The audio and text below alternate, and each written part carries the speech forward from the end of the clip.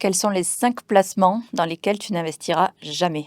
Ouais, clairement, il y a des placements, pour moi, ça doit pas être vu comme des placements, c'est juste des choses qui vont détruire de la valeur et vous appauvrir. Premier placement à éviter, les produits structurés. Ça, c'est ce que va très généralement vous vendre votre banque. C'est des produits qui sont très complexes, très chargés en frais et la plupart sont très médiocres, surtout ceux qui sont vendus par le banquier commercial en bas de chez soi. Donc ça, vraiment fuir. Et je pense que si vous rentrez même dans le détail avec votre banquier, que vous lui posez des questions, il n'arrivera même pas à vous expliquer comment ça fonctionne, tellement c'est complexe. Donc vraiment faire attention à ça. Deuxième placement, mais du coup c'est pas vraiment un placement, pour moi c'est très spéculatif, c'est tout ce qui est le forex, donc le marché des devises. Beaucoup de gens sur internet, etc. Vont vanter les mérites du trading sur les devises, donc sur le forex. Là c'est vraiment pas un placement, c'est le casino. Et une étude de l'AMF montre que 89% des particuliers qui jouent à ce jeu perdent de l'argent. Donc on est vraiment proche de la roulette, même pire. Troisième placement sur lequel je n'irai jamais, c'est les actions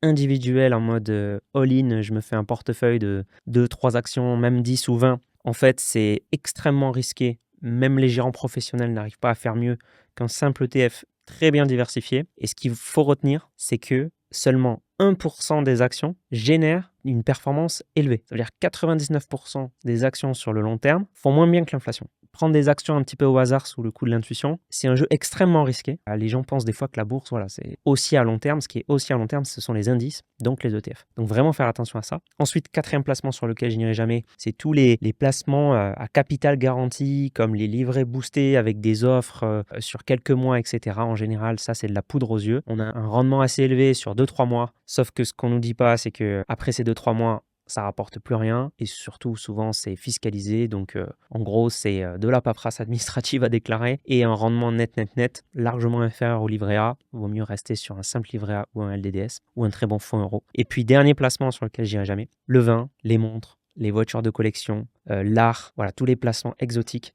parce que déjà j'y connais rien et tous ces placements là il faut vraiment être expert du marché pour réussir à faire quelque chose, à faire des bons placements.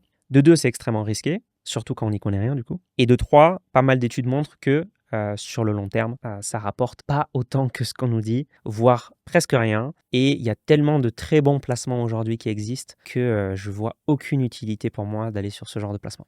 T'es intéressé par l'investissement? T'es en train de tout manquer, donc abonne-toi. Je partage des stratégies simples, efficaces, concrètes pour faire fructifier ton épargne.